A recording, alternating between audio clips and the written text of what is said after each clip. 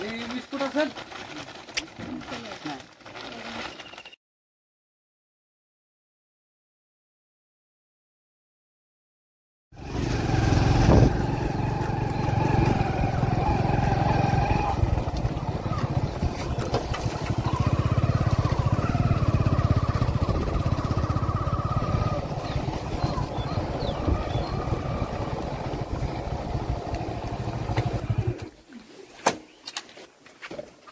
जरी तुम्ही मागाडवून मला धरू नको म्हणते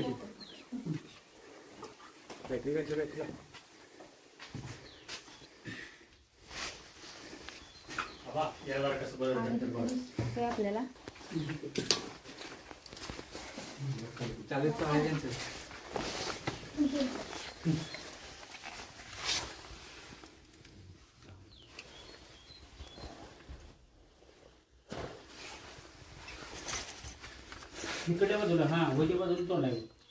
नमस्कार, मी प्राजक्ता. स्वागत आहे आपल्या सर्वांचं माझ्या युट्यूब चॅनलमध्ये. आणि आता इथं आमच्याच गावामध्ये त्यांचा कॉल आलेला की इथं साप आलाय. तरी बराच वेळ झाला इथं लक्ष ठेवून थांबले तिथं. तर इथं बघू शकताय हा धामण जातीचा एक बिनविषारी साप आहे. आणि याला आपण आता व्यवस्थितपणे पॅक करून निसर्गामध्ये सोडून देऊया.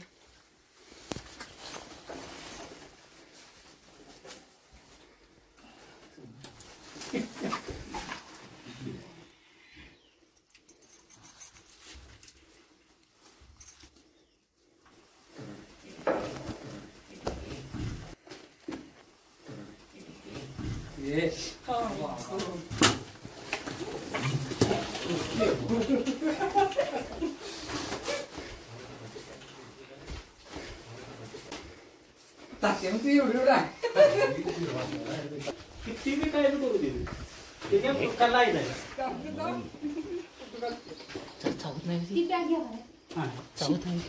ठिक्क बिक्क पाहिजे काय? ठिक्क पाहिजे काय? कशा धरणार? ठिक्क घेऊ काय? भूक लागली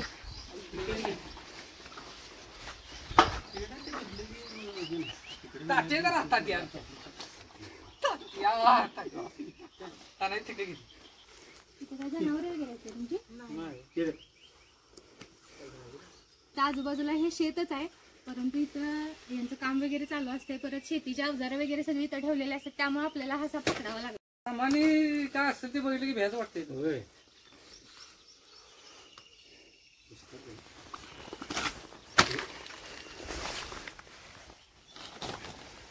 व्हिडिओ लावू घे, व्हिडिओ लावू.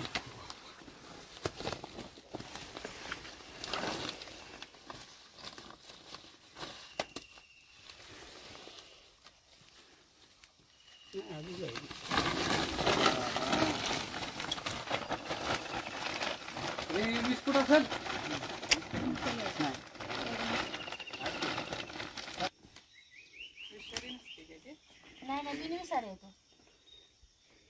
तर आता पकडलेल्या या धामण जातीच्या बिनविषारी सापाला आपण निसर्गामध्ये सोडून देऊया. इथं सोडायचा, इथं सोडायचा.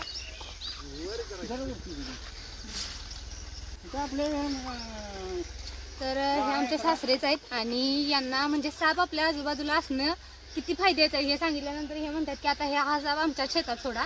म्हणून इथं आता यांच्या शेतातच साप सोडायला आलोय आपण. हा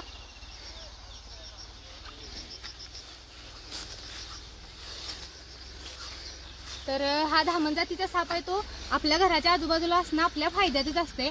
आपल्या जवळपास आता हे पिकं वगैरे आहेत आपली, तर या पिकांचं नुकसान उंदीर करत असतात आणि या उंदरांवर नियंत्रण ठेवण्याचं काम हा साप करत असते. आणि हा साप जर आपल्या आजूबाजूला असेल तर दुसरा साप येण्याची शक्यता नसते आपल्या आजूबाजूला, कारण हा साप इथलं भक्ष्य सगळं खाऊन संपवत असल्यामुळे दुसरा येणारा सापाला भक्ष्य मिळत नाही आणि त्यामुळे तो इथे येत नाही. आणि येणारा साप बिनविषारी असेल किंवा विषारी असेल हे सुद्धा आपल्याला माहीत नसते.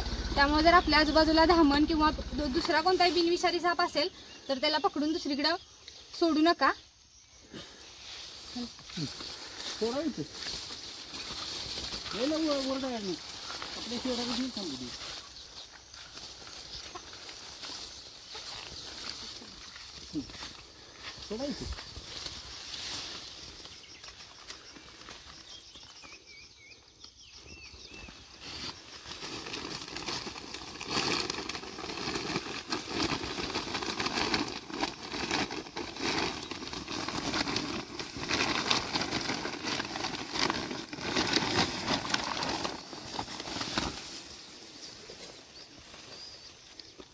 माझे व्हिडिओ आवडल्यास व्हिडिओ लाईक शेअर आणि सबस्क्राईब नक्की करा. थँक्यू.